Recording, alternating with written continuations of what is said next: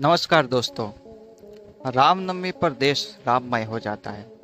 देश में कोई भी राम नाम से अछूत रहता नहीं है।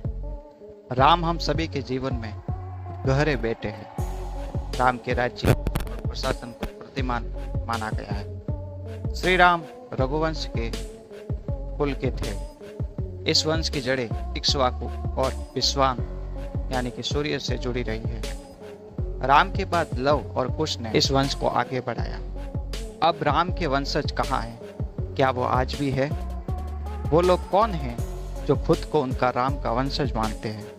आइए जानते हैं इस वीडियो में। और आखिर में आपको एक ऐसी बात बताऊंगा जो शायद ही आपने सुनी हो, तो वीडियो को एंड तक बने रहिए। उससे पहले अगर हमारे चैनल पे नए हो तो चैनल को सब्सक्राइब कर देना और बेल आइकन को दबाना मत भूलिएगा, ताकि ऐसे ही वीडियो आपके लिए लेकर आता रहूं। राम ने कुश को दक्षिण कौशल कुश स्थली और अयोध्या राज्य सौंपा था, तो लव को पंजाब। लव ने लाहौर को राजधानी बनाया। तक्षशिला में भरतपुत्र तक्ष और पुष्करावती में पुष्कर को राज मिला। हिमांचल में लक्ष्मण पुत्रों का शासन था। मथुरा में शत्रुघ्न के पुत्र सुबाहु को दिया गया, तो उनके दूसरे पुत्र शत्रुघ्न का बेलसा के सिंहासन पर बिठाया गया। राजा लव ने राघव राजपूतों का जन्म हुआ, जिनमें बड़ गुज्जर, जयास और सिकवारों का वंश चला। इसकी दूसरी शाखा थी सिसोदिया राजपूत वंशों की, जिनमें बेसला और गहलोत यानी कि गोहिल वंश के राजा हुए। कुश ने कुशवा राजपूतों का वंश चला। कुश वंश से ही कुशवाहा, मौर्य, सैनी, शाक्य संप्रदाय की स्थापना मानी जाती है। सूर्य वंश भी कुश से निकली शाखाओं से है। कुश की ही 50वीं पीढ़ी में शल्य हुए, जो महाभारत युद्ध में कौरवों की ओर से लड़े। कुछ महाभारत के काल 2500 वर्ष पूर्व से 3000 वर्ष पूर्व यानी कि आज से 6500 या 7000 वर्ष पहले जो लोग खुद को शाक्य वंशी कहते थे, वे श्री राम के ही वंशज थे।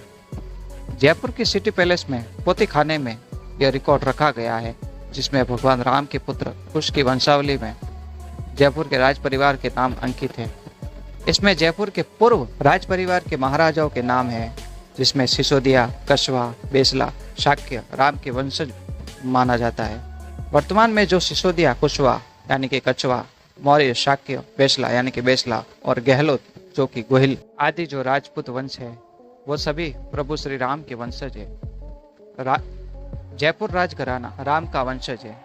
जयपुर राजघराने की महारानी पद्मिनी और परिवार के लोग राम के पुत्र कुश के वंशज है। कुछ समय पहले महारानी पद्मिनी ने एक टीवी चैनल में इंटरव्यू दिया था, जिसमें उन्होंने कहा था कि उनके पति भवानी सिंह कुश के 307वें वंशज थे। इस घराने की बात करें तो महाराजा मानसिंह द्वितीय ने 3 शादियां की थी। पहली पत्नी मरुधर कंवर, दूसरी पत्नी किशोर कंवर और तीसरी पत्नी महारानी गायत्री देवी थी। मानसिंह और उनकी पहली पत्नी से जन्मे पुत्र का नाम भवानी सिंह था। उनका विवाह राजकुमारी पद्मिनी से हुआ। दोनों का कोई बेटा नहीं है। एक बेटी है जिसका नाम दिया है, जिनका विवाह नरेंद्र सिंह के साथ हुआ। दिया राजनीति में भी है।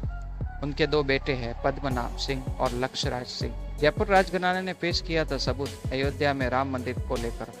जब अदालत में सुनवाई चल रही थी, तब जयपुर राजघराने के पूर्व महाराजा भवानी सिंह की बेटी दिया कुमार ने सार्वजनिक तौर पर कुछ सबूत पेश किए थे, जिसमें जाहिर होता है कि यह राज परिवार भगवान राम के बड़े बेटे कुश की वंशावली में आता है। वो कछवा या कुशवा वंश के वंशज है।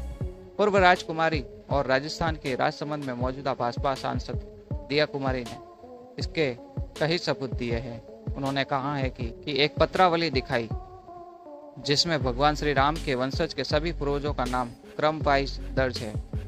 इसी में 249वें वंशज के रूप में सवाई जय सिंह और 307वें वंशज के रूप में महाराजा भवानी सिंह का नाम लिखा है। कुछ के नाम पर कुशवा या कछवा वंश के कुछ के नाम पर कुशवा वंश कहा जाता है। इसकी वंशावली के मुताबिक 22वें वंशज राजा दशरथ, 63वें वंशज श्री राम, 64वें वंशज कुश थे। 289 में वंशज आमेर जयपुर के सवाई जय सिंह, ईश्वर सिंह और सवाई माधो सिंह और पृथ्वी सिंह रहे।